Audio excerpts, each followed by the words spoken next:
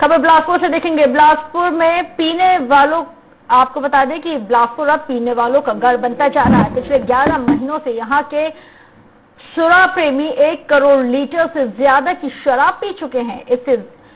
इससे राज्य सरकार के आबकारी विभाग को 285 करोड़ से ज्यादा का रेवेन्यू हासिल हुआ है। पिछले 3 साल में बिलासपुर में देशी शराब की खपत बढ़ी है, जबकि देशी और विदेशी शराब की दुकानों की गिनती के मामले में बिलासपुर प्रदेश में दूसरे नंबर पर है और शराब से रेवेन्यू कमाने के मामले में तीसरे नंबर पर है। विधानसभा के चालू सत्र में विधायकों की ओर से पूछे गए सवालों पर राज्य सरकार के जवाब में ये आंकड़े सामने आए हैं।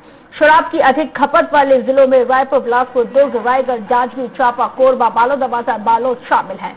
देशी शराब दुकानों की संख्या के मामले में जांजगीर चांपा और विदेशी शराब दुकानों में रायपुर अव्वल है। बिलासपुर देशी विदेशी शराब दुकानों की गिनती के मामले में दूसरे नंबर पर है और वहीं जिले में देशी विदेशी शराब की 71 दुकानें हैं। हाईवे के किनारे लगने वाली दुकानों के मामले में बिलासपुर दूसरे नंबर पर आता है। हर दुकान में कंप्यूटर रहेगा, सारे मतलब सेलिंग को शाम तक सबको डाटा मतलब वो किया जाएगा। अभी 11 महीने में 286 करोड़ 60 लाख रुपए आ चुका है, हमें राजस्व प्राप्त हो चुका है। फोन लाइन पर हमारा संवाददाता संदीप करिहार जुड़ गए हैं। संदीप, जो आंकड़े जारी हुए हैं उसमें बिलासपुर ने बाजी मार ली है पीने वालों में।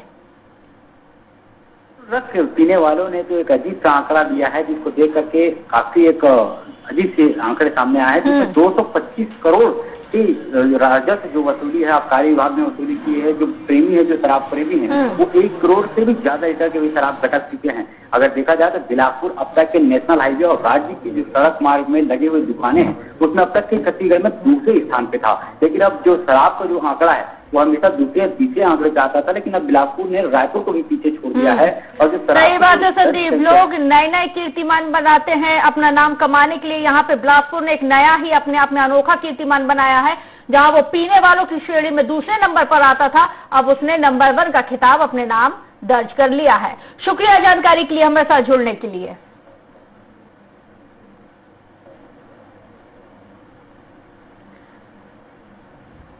जनता कांग्रेस के संस्थापक सदस्य अशोक ठाकुर फोन लाइन पर जुड़ गए हैं। अशोक जी, क्या कहेंगे जो आंकड़े सामने आए हैं? बिलासपुर नंबर 1 हो गया है पीने वालों में।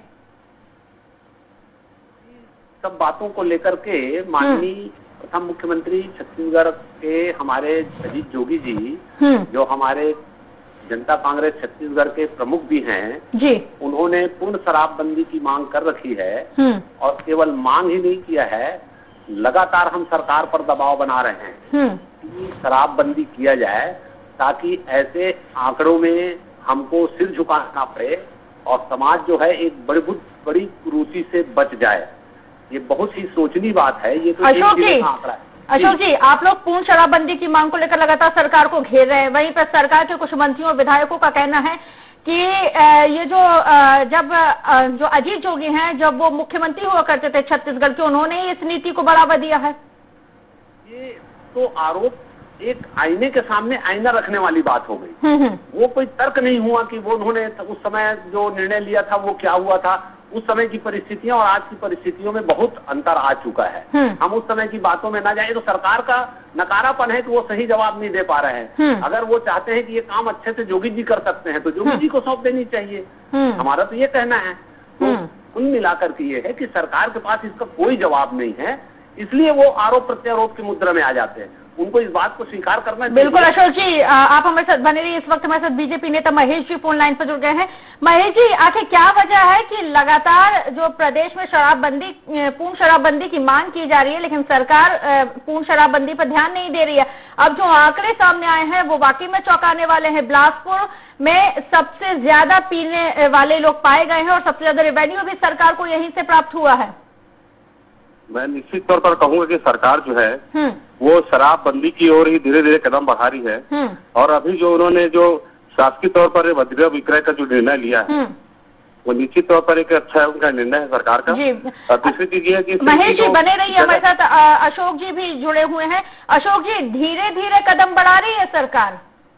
ये तो हर पीने वाला यही कहता है कि मैं धीरे धीरे छोड़ दूंगा करके। तो ये तो उसी प्रकार की बात हो गई ना।